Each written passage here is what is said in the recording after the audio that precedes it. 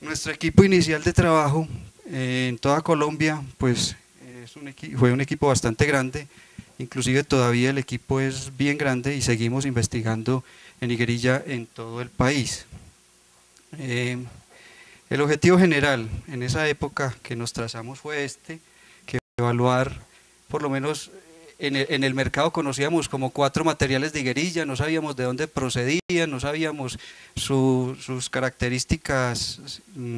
pues agronómicas, ningún tipo de información, solamente materiales que el productor manejaba en sus fincas o que las empresas, las pocas empresas que comercializaban el aceite manejaban estos materiales y a partir de ellos pues nosotros dimos, esto es lo que hay en Colombia, no sabemos de dónde viene, no tenemos pues su historial, no tenemos una base genética que nos diga qué es esto, entonces empecemos con esto a mirar qué pasa. Es importante entonces que nos remontemos un poco a la historia de lo que es la higuerilla en Colombia. Y parte de la década de los años 60 y 70, en Colombia el ICA y una entidad que se llama el Instituto de Fomento Algodonero condujeron investigaciones sobre higuerilla y seleccionaron entre 2 y 3 materiales sobresalientes, inclusive los materiales de porte bajo que se seleccionaban en esa época. Se trató igualmente de acercar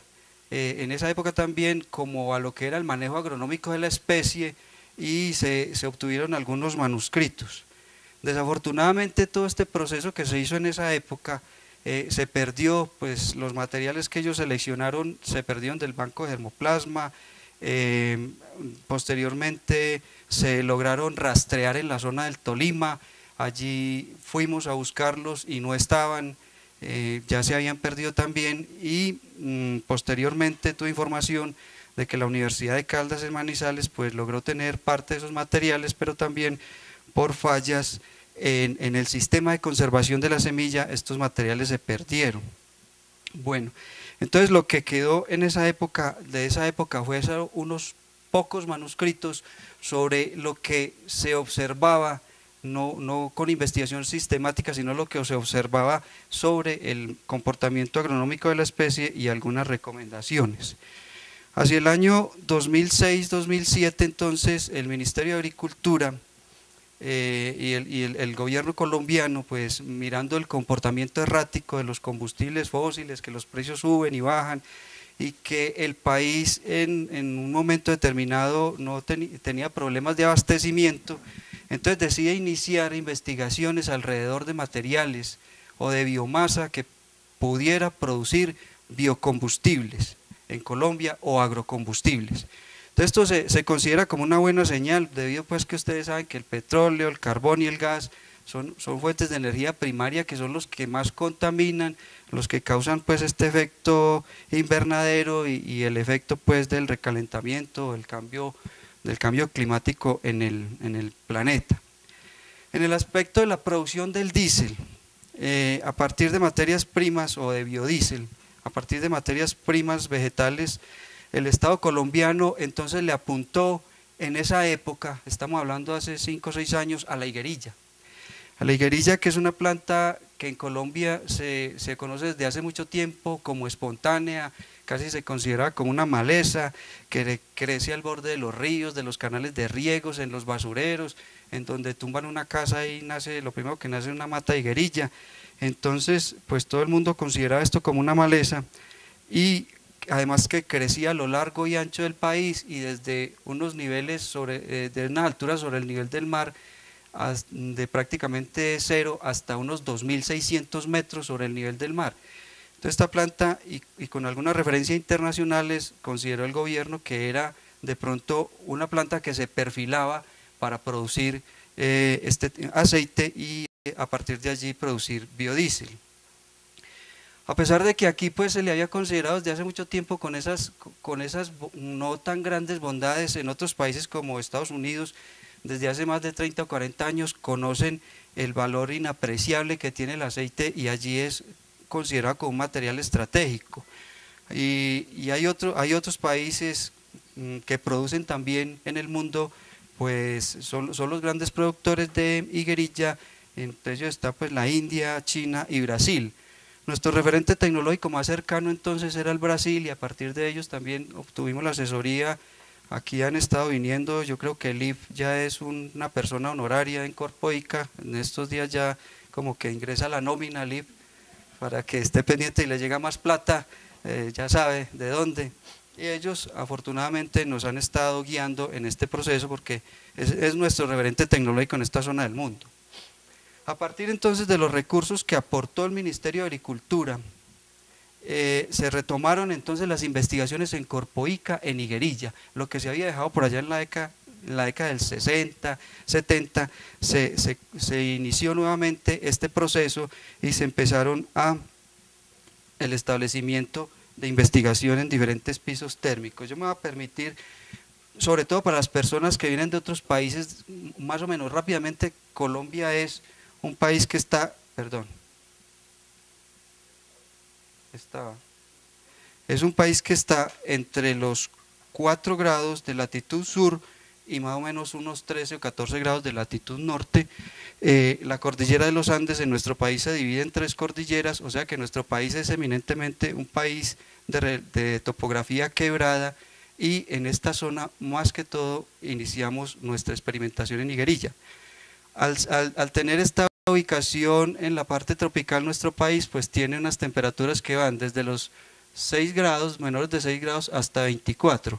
Nosotros la investigación que iniciamos, la iniciamos más o menos en estos 3 grados de temperatura, desde los 12 hasta los 24 grados de temperatura. Igualmente, la ubicación de nuestro país hace que los niveles de radiación también sean un poco diferentes, y la investigación que ubicamos nosotros a lo largo y ancho del país estaba más o menos entre unos 300 y unos 500 horas de radiación. Igualmente, el régimen de lluvias que está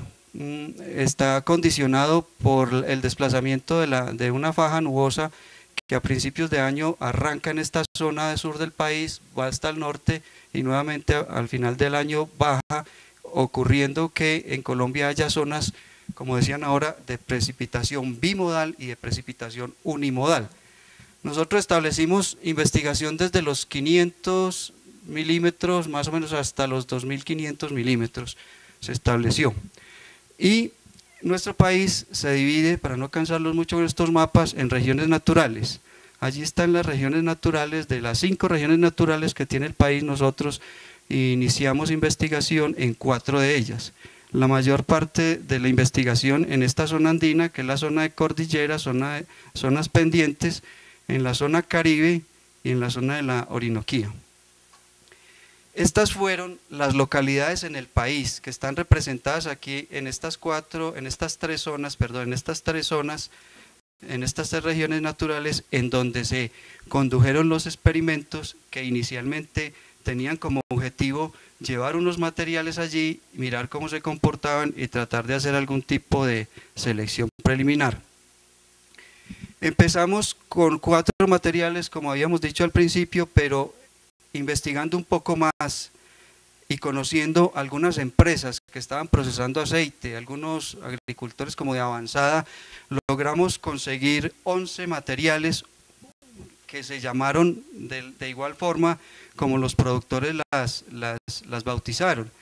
Dentro de ellas, pues unas fueron obsequiadas por algunas empresas, otras por unos productores, y otras fueron compradas como parte de desarrollos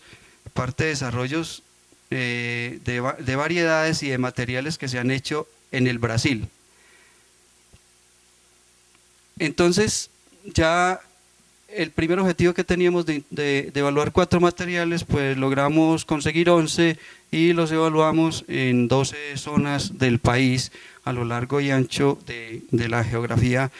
colombiana. Bueno, estos materiales pues los sembramos en igualdad de condiciones, en esos diferentes pisos térmicos, bajo esas condiciones que miramos en los mapas de radiación, de luminosidad, de lluvias, para ver cuáles de esos materiales en cada zona se comportaban mejor. Evaluamos los materiales al interior de la zona, pero no comparamos materiales entre zonas. Teníamos inicialmente queríamos conocer qué materiales se comportaban mejor en cada zona y posteriormente en estudios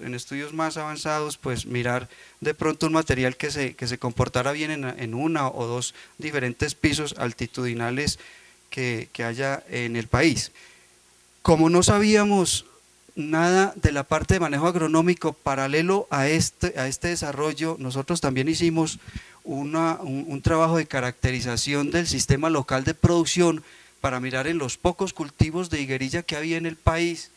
que tampoco se tenía, yo no sé si ahora se tengan estadísticas oficiales, aún no se tienen estadísticas oficiales de la cantidad de higuerilla que hay sembrada en el país, cualquier número que se diga puede ser cierto o no. Entonces, de los pocos agricultores que logramos identificar, hicimos un trabajo con ellos identificando su tecnología local de producción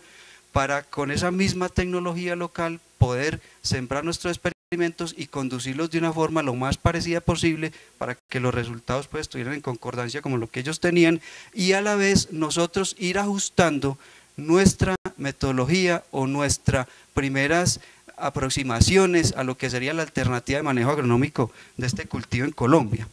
Entonces el grupo de Ríos también, bajo este mismo proyecto grande que le estamos hablando, encontraron en cuanto a la definición de la tecnología local de producción, que casi todos los productores que se dedican a esto son pequeños productores, son productores casi que de economía campesina, la mayoría de ellos, o sea, que venden y compran mano de obra, no son productores pues empresarios, son productores que estaban siendo apoyados por algunas empresas que necesitaban algunos volúmenes de higuerilla y a partir de ellos se abastecían. Entonces encontramos que ellos el lote le hacían una preparación manual, a veces utilizaban herbicidas, hacían trazo y aullado con dimensiones del hoyo de 30 centímetros por todos los lados, hacían siembra directa utilizando 2 semillas y después raleaban una semilla para dejar la planta más vigorosa. La distancia de siembra que utilizaban estaba entre 2,5 metros entre plantas y 3 metros entre surcos, hacían controles de maleza mecánicos, cuando necesitaban hacer controles químicos usaban glifosato, hacían una práctica muy generalizada en el país que es la poda apical, esto se va a discutir más adelante, esa poda apical sacrifica pues el primer racimo y fertilizaban según el análisis de suelo porque pues de alguna manera tenían algún tipo de asistencia, hacían cosecha manual e igualmente el secado también era secado al sol y desgranado manual. Es un cultivo entonces muy sensible a los costos de producción, nos fuimos dando cuenta que este cultivo entre los costos de producción vayan aumentando, la rentabilidad va siendo menos y todavía no tenemos pues yo creo que muy claro cuántos son los costos en este momento. Como variables de respuesta, entonces nosotros utilizamos algunas variables, en este caso unas variables cuantitativas y un sinnúmero de variables cualitativas que se emplearon para otros ensayos que se hicieron bajo este mismo proyecto y que a través de hoy y de mañana les van a hacer estos comentarios. Miremos entonces los resultados preliminares, me van a perdonar acá este cuadro, pero yo les voy a hablar un poco de él para que no se cansen mirando allí. En cuanto a este es el experimento de evaluación de los 11 materiales en este centro de investigación que se ubicó aquí a 2100 metros sobre el nivel del mar. Aquí están todos los materiales que logramos conseguir y las variables, unas variables que tomamos. Se tomó información, pues prácticamente alcanzamos a tomar en algunos sitios, en la mayoría de los sitios, 4 cosechas, porque pues el proyecto era solamente a un año, pero acá en la selva, en este centro de investigación, logramos cosechar otros meses más hasta que la planta prácticamente terminó su producción.